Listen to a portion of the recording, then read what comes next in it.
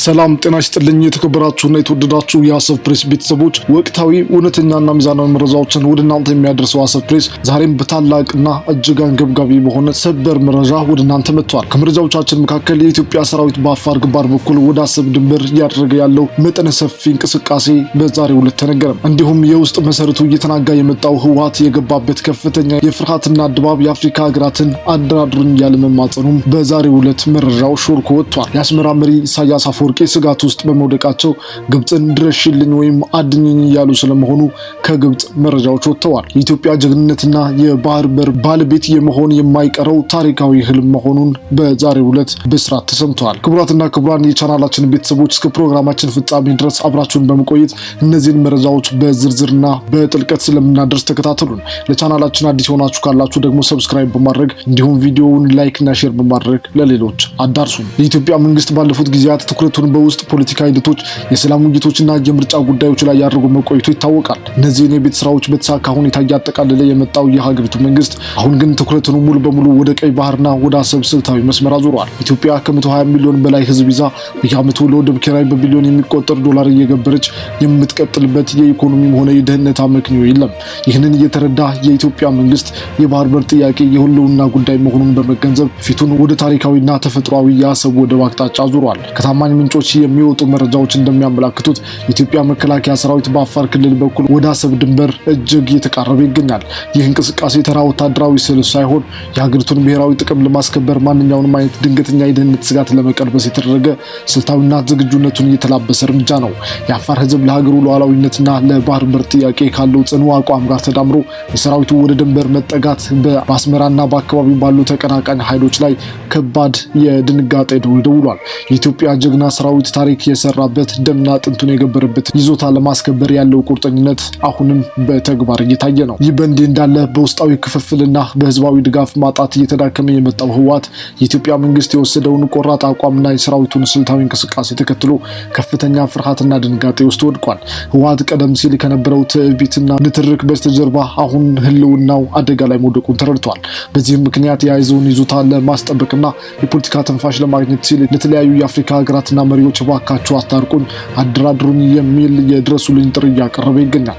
ይህ የሚያሳየው የቡድኑ ወታደራዊና የፖለቲካዊ አቅም መንምነው የመጨረሻው ምዕራፍ ላይ መድረሱን ነው። የኢትዮጵያ መከላከያ ሰራዊት በአፋር በኩል ወደ አሰብ ድንበር መጠጋቱ ትልቁን ድንጋጤ የፈጠረው አስመራ ውስጥ ነው። የፕሬዝዳንት ኢሳያስ አፈወርቂ አስተዳደር የኢትዮጵያ ቁርጠኝነትና የኃይል ሚዛኑን መለወጥ ሲመለከት በራሱ አቅም መመካት እንደማይችል በተለይ አሁን ባለው የሀገሪቱ ኢኮኖሚና ወታደራዊ መዳከም ምክንያት በሚገባ ተረድቷል።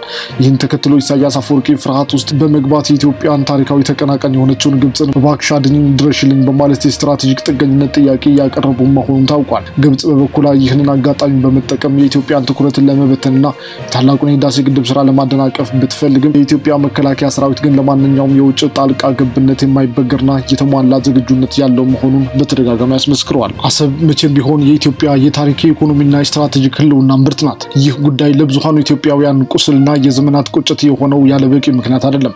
ሀገሪቱ ያላትን የተፈጥሮና የታሪክ መብት በሴራና በፖለቲካ ስህተት ስታጣ ውጤቱ ዛሬ ላይ የምናየው የኢኮኖሚ ጥገኝነትና የብሔራዊ ደህንነት ስጋት ሆኗል። ስለ አሰብ ወደብ አስፈላጊነት ጥቅምና ስለ ኢትዮጵያ ታሪካዊና ህጋዊ ባለቤትነት በቁጭት የሚገልጹ ኢትዮጵያውያን ብዙ ናቸው። ኢትዮጵያ ከ120 ሚሊዮን በላይ ህዝብ ይዛ በዓለም ላይ በህዝብ ብዛት ደረጃ አንደኛ የሆነችው ወደብ አልባ ሀገር ናት። ይህ ታሪካዊ ስህተት በየዓመቱ የሀገሪቱን ኢኮኖሚ ወገብ እየሰበረው ይገኛል። ኢትዮጵያ ለጅቡቲ ወደብ ብቻ በየዓመቱ ከ2 ቢሊዮን ዶላር በላይ የኪራይና የአገልግሎት ክፍያ ትገብራለች።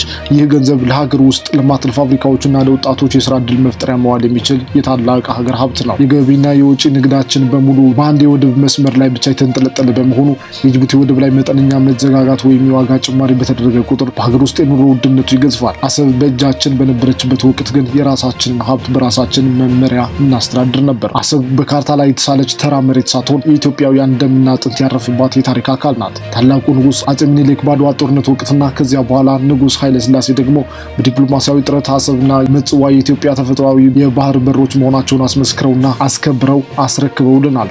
በ1990ዎቹ መጀመሪያ በነበረው የባድሜ ጦርነት ወቅት የኢትዮጵያ መከላከያ ሰራዊት በአስቸጋሪ የአፈር በረሃ ቡሬ ግንባር ላይ በተከፈለው ታላቅ መስዋዕትነት ወደብ አልባ የመሆንን አደጋ ለመቀልበስ እስከ አሰብ ደጃፍ ድረስ ዘልቀው ገብቶ ነበር።